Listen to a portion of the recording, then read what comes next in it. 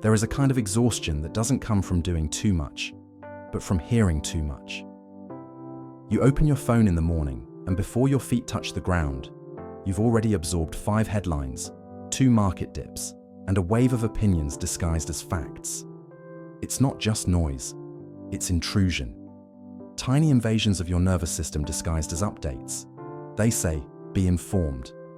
But what they really mean is, stay distracted. Modern life has confused input with insight. More data, more alerts, more voices shouting urgency, yet somehow less clarity. The world is full of economic noise, and almost none of it is designed to help you build peace. It is designed to pull your attention outward, to hijack your decision-making process, to make you feel that your silence is ignorance and your stillness is failure. But Marcus Aurelius, emperor of a world in chaos, said plainly, "You have power over your mind, not outside events. Ye." He ruled an empire, but his greatest act of leadership was within. He filtered the flood. He returned again and again to a quieter place inside. We don't realize how much financial anxiety comes not from scarcity, but from saturation. Too much information, not enough discernment. Too much prediction, not enough principle. What you consume with your mind becomes how you spend with your wallet. Every time you allow mental clutter in, you create space for impulsive action. Every loud voice you absorb makes your inner voice harder to hear. This is the real conflict, not money versus debt, not markets versus budgets, but signal versus noise. Do you act from values or react from volume? That's what Daniel Kahneman called attention scarcity. The tendency to over-prioritize what feels urgent and undervalue what is important. And so we chase what flashes, while the slow truth, the one that actually builds wealth, waits quietly in the corner, ignored. Imagine a lighthouse in a storm. It doesn't yell, it doesn't move, it doesn't compete with the wind or the waves. It stays, it holds. That is the Stoic mind. And that is the Stoic investor. Not louder, but clearer. Not frantic, but grounded. Not chasing trends, but building direction. You don't need to hear more. You need to hear less, more deeply. That's where silence becomes not absence, but guidance. That's where financial clarity begins. It often begins with a good intention. You want to be informed. You want to be prepared. So you open another article, follow another expert, watch one more video, skim one more thread. At first, it feels empowering. But beneath that surface buzz, a quieter truth is forming. You're not gaining clarity. You're burning bandwidth. Noise doesn't just steal your time. It depletes your inner reserves. Every piece of financial content you consume, every hot take, every headline, every YouTube breakdown costs you something. Not just attention, energy, confidence, conviction. And slowly, without realizing, you find yourself paralyzed not because you know too little, but because you've consumed too much. This is the invisible tax of overconsumption.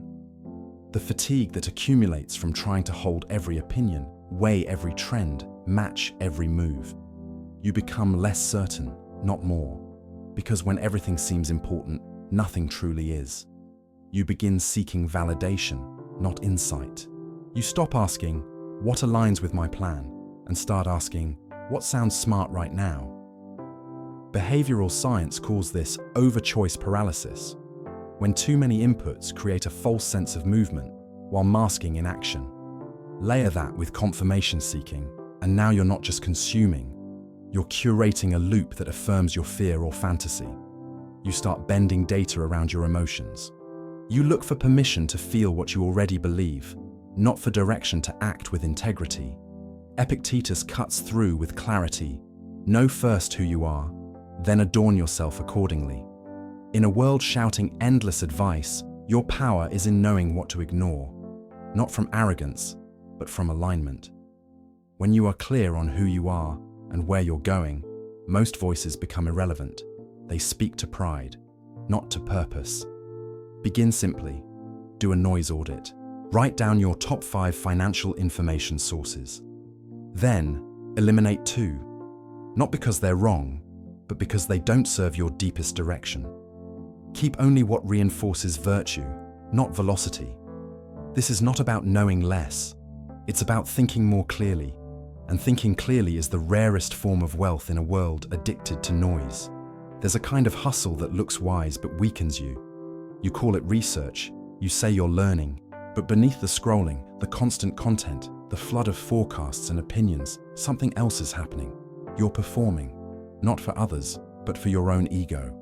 Trying to feel prepared by being busy, rather than becoming clear by being still. This is the performance trap.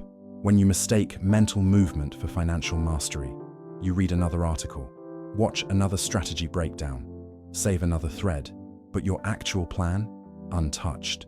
Your behavior, unchanged. It feels like progress. It smells like preparation, but it's stalling disguised as diligence. The Stoics warned about this illusion. Marcus Aurelius said, "The soul becomes dyed with the color of its thoughts." What you feed your mind becomes the emotional palette from which your actions are drawn. If your thoughts are crowded, frantic, scattered, your decisions will echo that noise. You won't invest, you'll react. You won't save, you'll chase. You won't build, you'll bounce. Modern psychology calls this the illusion of knowledge effect. The idea that the more you know, the more confident you feel, but that confidence is deceptive. You don't become wiser by consuming more. You become wiser by filtering better. Most of us don't need more data. We need more direction. And direction doesn't come from updates. It comes from intention. So pause. Just pause. Step into what I call an information fast. 48 hours. No YouTube finance channels. No market updates. No Twitter scrolls. Just you, your goals, your current habits, and your current gaps. In that silence, clarity rises. Not because you gain something, but because you finally let things go. This is the paradox. Clarity is not the result of collecting more. It's the result of needing less, of trusting what you've already learned, of honoring what you already know but haven't lived. Wisdom begins not in the next post, but in the first quiet, honest moment you give your mind room to breathe. There's a voice inside that says, you need to know every movement of the market, every shift in policy, every opinion from every expert. And if you don't know, you fear you'll fall behind, miss out, lose your edge. But beneath that voice is not prudence, it's ego. The part of you that feels unsafe in stillness. The part that confuses knowledge with control. We don't monitor the market 10 times a day because we're strategic. We do it because silence feels like weakness. We refresh apps, scroll through predictions, and collect noise. Not because it builds wealth, but because it comforts our craving to feel in charge. This is not discipline. This is addiction. And the danger isn't just mental clutter, it's identity distortion. You start believing your value is tied to how much you know, rather than how clearly you choose. Think of it like oracle addiction. You keep seeking signals, not because they guide you, but because they distract you from uncertainty. And yet the Stoic doesn't fear uncertainty. He respects it. He moves through it with minimalism. Seneca wrote, "It is not the man who has too little, but the man who craves more, who is poor." That craving isn't just about money. It's about needing more updates, more inputs, more noise, to soothe what silence might reveal. This is the control fallacy. We mistake monitoring for mastery. But watching everything unfold doesn't mean you understand it. And reacting to everything doesn't mean you're aligned with anything. Control doesn't come from knowing more. It comes from needing less. It comes from being rooted in a principle so deep, the market can swing and the headlines can spin, and your course remains steady. Begin asking yourself, who am I becoming in the presence of noise? Am I becoming reactive, anxious, distracted? Or am I remaining centered, choosing slowly, investing with clarity, not urgency? When you can watch the storm and not need to dance with it, you've found your sovereignty. The less you crave to know everything, the more space you give to what actually matters. That is how silence becomes not ignorance, but inner power. Stillness is misunderstood. It's mistaken for laziness, for fear, for ignorance. But true stillness, the kind chosen, cultivated, honored, is not weakness. It is power, measured. It is intention, guarded. It is a statement. I don't need to respond to everything in order to be aligned. And in the financial world, where movement is glorified and noise is monetized, silence becomes one of the most subversive strategies you can adopt.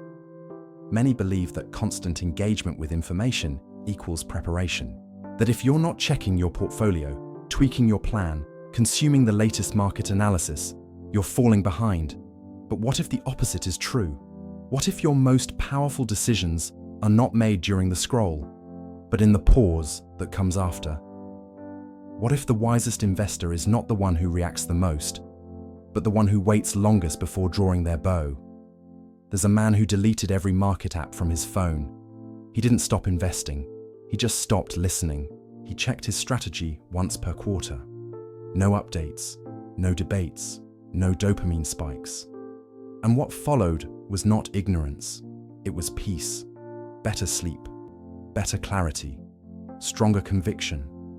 Because he wasn't investing based on noise, he was investing based on values. This is the model, the archer who waits, who doesn't shoot because the crowd is shouting, who doesn't release because the wind shifted slightly. He holds, breathes, aims. And when he releases, it's not with hope, it's with certainty. That's not hesitation, that's maturity. Stillness, when practiced with discipline, becomes a rhythm, a cadence of care. You begin to choose when you engage and why. You design what I call a stillness schedule. Moments in the week or month when you reflect, adjust, and act. All other moments, you remain still, not frozen, present, not passive, focused. The Stoic moves rarely, but when he does, it's decisive. That is the difference between noise and signal, between frenzy and freedom.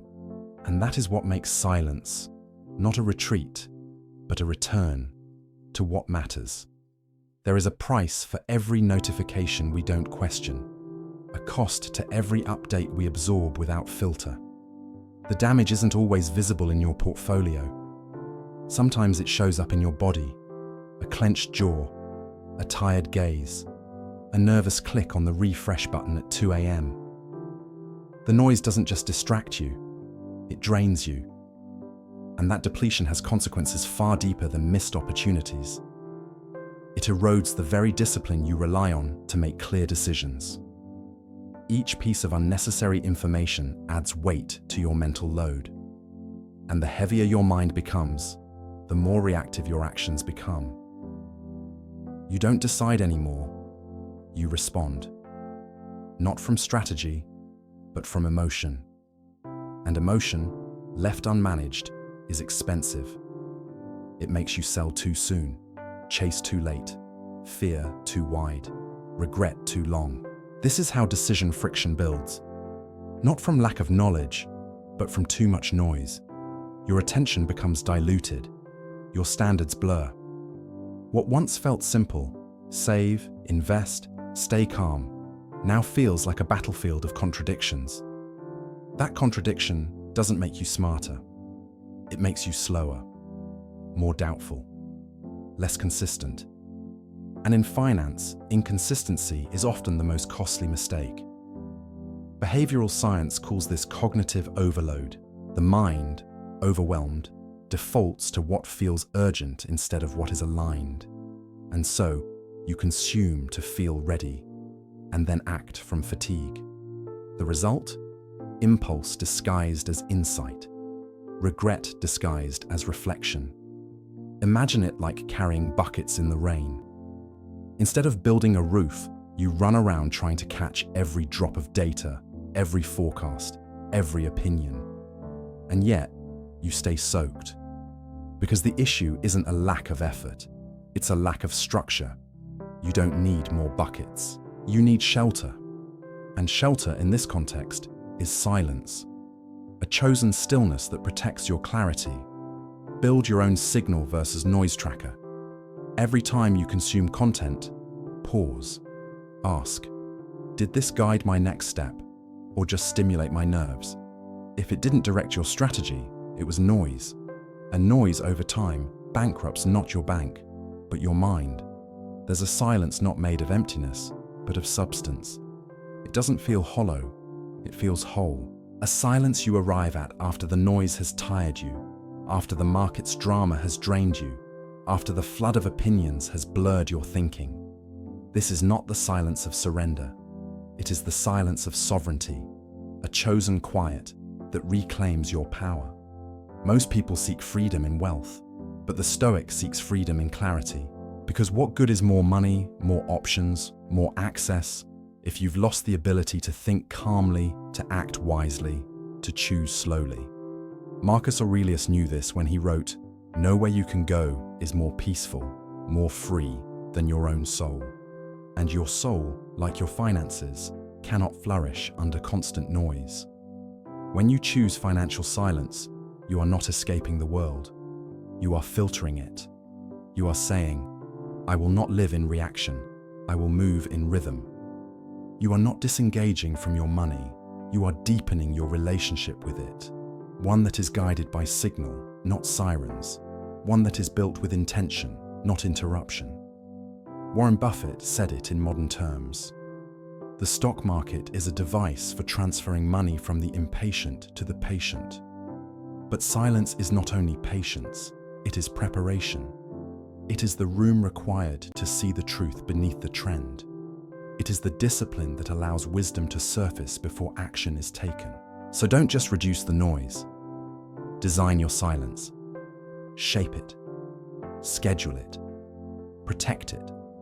Let it become the space where your clearest insights live. The quieter you become, the more you'll notice. Wealth isn't just what you accumulate. It's what you no longer need in order to feel calm.